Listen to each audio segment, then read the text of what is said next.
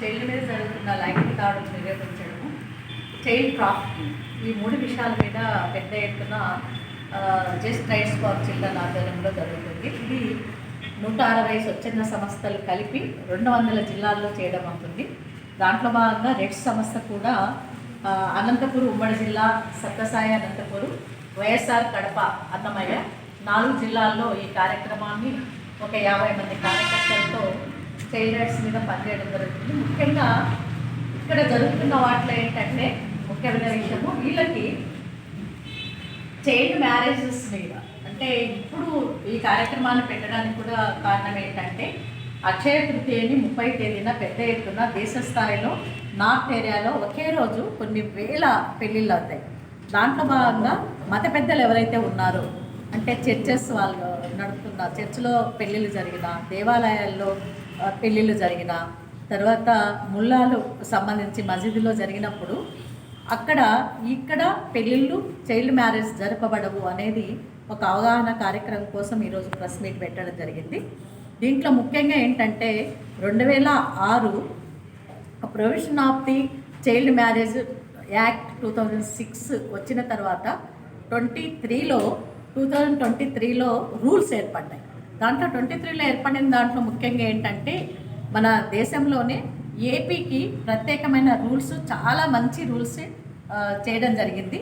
ఆ SOP standard provision ఏవైతే ఉన్నాయో వాటిని పాటించడానికి జిల్లా కలెక్టర్ జిల్లా స్థాయిలో ఒక ఆఫీసర్గా ప్రయాణిస్తారు.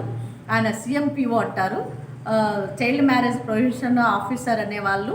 తర్వాత డివిజనల్ లెవెల్లో ఆర్డీఓ గారు ఉంటారు. తర్వాత తాలూకా లెవెల్లో ఎంఆర్ఓ గారు, ఎంపీడీఓ గారు, ఐసీడీఎస్ ముఖ్యంగా women and child welfare department ఏమైతే ఉందో అది ముఖ్యంగా కన్వీనర్షిప్ ఏర్పాటు చేస్తారు.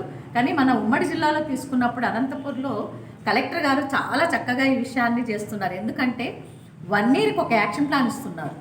ప్రతి లాస్ట్ వారంలో 26 నుండి 27 లోపల అన్ని లైన్ డిపార్ట్మెంటు 101 లైన్ డిపార్ట్మెంట్ ఉంటే కూడా దీనికి సంబంధించిన వాళ్ళతో యాక్షన్ టేకన్ రిపోర్ట్ తీసుకొని ప్రివెంటివ్ యాక్టివిటీస్ ఏం చేస్తున్నారని చేయడం జరుగుతుంది. వీటితో పాటు ఇంకోటి ఏమంటే మన దేశంలోనే ఇప్పుడు చైల్డ్ మ్యారేజ్ తీసుకుంటే 4వ స్థానంలో మన రాష్ట్రం ఉంది. మన ఉమ్మడి జిల్లా మొదటి స్థానంలో ఉంది. అంతకన్నా ఇంపార్టెంట్ సత్యసాయి డిస్టిక్ కదిరి ప్రాంతం తీసుకుంటే మన స్లమ్ ఏరియాస్, నిజాములి కాలనీ ఇవన్నీ తీసుకున్నప్పుడు 16 స్లమ్స్లో మా సర్వే ప్రకారము ఎక్కువ టీనేజ్ ప్రెగ్నెన్సీ ఉన్నారు. 503 మంది సత్యసాయి జిల్లాలోనే టీనేజ్ ప్రెగ్నెన్సీ ఉన్నారంటే వీళ్ళందరూ కూడా చైల్డ్ మ్యారేజ్కు గురైన అమ్మాయిలు. వాటి నుండి వచ్చిన ఎంత ప్రమాదకరమైన విషయము. దానివల్ల రీసెంట్గా కూడా సత్యసాయి డిస్ట్రిక్ట్ సంబంధించి కలెక్టర్ గారు చాలా మంచి నిర్ణయం తీసుకున్నారు. అంటే వాళ్ళ పేదరికాన్ని చాలామంది అవుతున్న వాళ్ళందరూ సింగిల్ పేరెంట్ ఉన్నవాళ్ళు, చాలా poorest of the poor families, ఒకే తల్లి కానీ తండ్రి కానీ ఉండి ఆ పిల్లల్ని ఏమవుతుందని చూసేవాళ్ళు. మన మధ్యలో కూడా ఒక పెద్ద ఆవిడ ఉంది, నాకు హార్ట్ అటాక్ ఉంది, నేను చనిపోతే వాళ్ళ నాన్న లేరు, ఆడపిల్లల్ని ఎవరు ప్రొటెక్షన్ చేస్తారనే భయాలు. వీటన్నిటి కోసము ఒక సచివాలయం టీం దగ్గర నుండి సిఎంపిఓస్ ఎవరెవరు ఉన్నారంటే గ్రామ స్థాయిలో సర్పంచ్, సచివాలయం టీము, సెక్రటరీ దగ్గర నుండి జిల్లా స్థాయి అధికారుల వరకు కూడా సిఎంపిఓస్ ఉన్నారు. ఆ సిఎంపిఓస్ యొక్క రోల్స్, రెస్పాన్సిబిలిటీ కరెక్ట్గా ఇంప్లిమెంటేషన్లో వెళ్తే దీన్ని ప్రివెంట్ చేయడం పెద్ద సమస్య కాదు.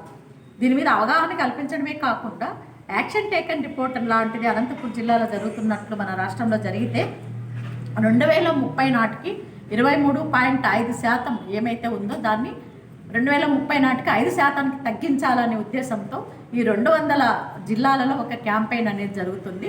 దీంట్లో భాగంగానే ఈరోజు ప్రెస్ మీట్ పెట్టి ఇది చాలామందికి, ఎందుకంటే మీడియా పాత్ర, ప్రింట్ మీడియా పాత్ర చాలా ఉంది.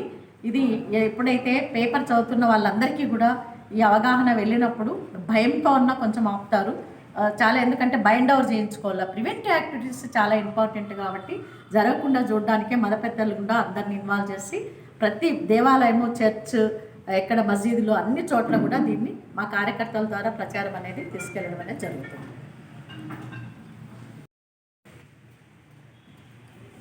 अस्सलामु अलैकुम वरहमतुल्लाहि वबरकातुहू। आज बरोज़ पीर यहाँ जमा होने का मकसद ये है कि बहुत से मुसलमानों के अंदर भी और इंडिया के अंदर भी ऐसी शादियां हो रही हैं जहां पर बच्चियों की उम्र 18 साल से कम है। हुकूमत ने एक क़ानून लागू किया है कि किसी भी बच्ची की उम्र 18 साल से कम ना हो, बच्चे की उम्र 20 पर 1 साल से कम ना हो। तो लिहाजा हम इमाम क़ाज़ी हज़रात की तरफ से हम ये अहद करते हैं कि जो कुछ हुआ वो तो हो चुका है। आइंदा से कोई भी 18 साल से पहले या उससे कम उम्र वाली बच्ची हमारे पास आई तो हम इंशाअल्लाह इसकी इत्तला इस कमेटी वालों को और इन हज़रात को चाइल्ड मैरिज जो फ्री भारत के नाम से ओपन किया है उनको हम इत्तला करेंगे और जो इंडिया का रूल है उस रूल के हिसाब से हम अपनी शादियों को भी करेंगे। जो कर चुके हैं उनका तो हम कुछ नहीं कर सकते, लिहाजा हमारे मसाजिद में भी क़ाज़ी साहबों के पास भी ये क़ानून है कि जो भी बच्ची हमारे पास आती हम उसका आधार कार्ड लेकर चेक करते हैं कि इसकी उम्र कितनी है। बच्चा हो तो उसकी उम्र चेक करते हैं आधार कार्ड में, अगर कम है तो हम फ़ौरन उसको मना कर देते हैं।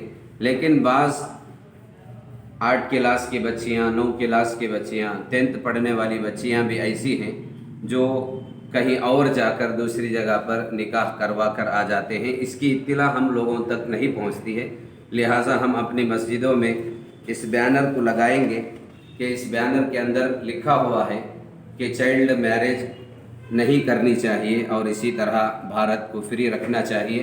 लिहाजा हम यहाँ बुलाने वाले कमेटी वालों से हम शुक्रिया अदा करते हैं उनका कि उन सब ने हमको बुलाया और यहाँ पर कुछ बोलने की उन्होंने हमको इजाज़त दी। लिहाजा हम इसकी तायीद करते हैं और हम पूरा सपोर्ट इस कमेटी के साथ, इस जस्ट जो राइट्स हैं इनके साथ हम इंशाअल्लाह काम करेंगे। స్వామి దేవస్థానం అనుబంధ సంస్థ అయినటువంటి శ్రీ ఉమామహేశ్వర స్వామి ఆలయం అర్చకుడు నేను నాగశేష్ కుమార్ శర్మ.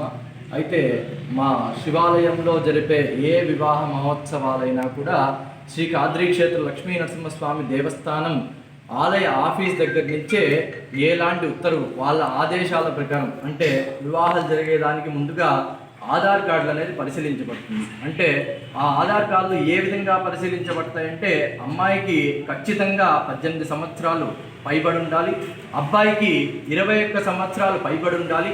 పైగా వీళ్ళ ఇద్దరి ఆధార్ కార్డులే కాకుండా వాళ్ళ తల్లిదండ్రులవి అంటే అమ్మాయి అబ్బాయి తల్లిదండ్రులవి మొత్తం 6 మందివి ఆధార్ కార్డులు పరిశీలన చేసి దాంట్లో కూడా ఇంకా ఏమన్నా డౌట్గా ఉంటే అమ్మాయి 10th క్లాస్ మాస్ కార్డు కూడా దాన్ని కూడా వెరిఫై చేసి ఆధార్ కార్డుని 10th క్లాస్ని మాస్ కార్డుని వెరిఫై చేసి దాంట్లో యొక్క వయసుని వెరిఫై చేసుకొని వాళ్ళు నిర్ణయం చేసి పరిశీలన చేస్తేనే మా దగ్గరకు వచ్చి వివాహం జరగబడుతుంది.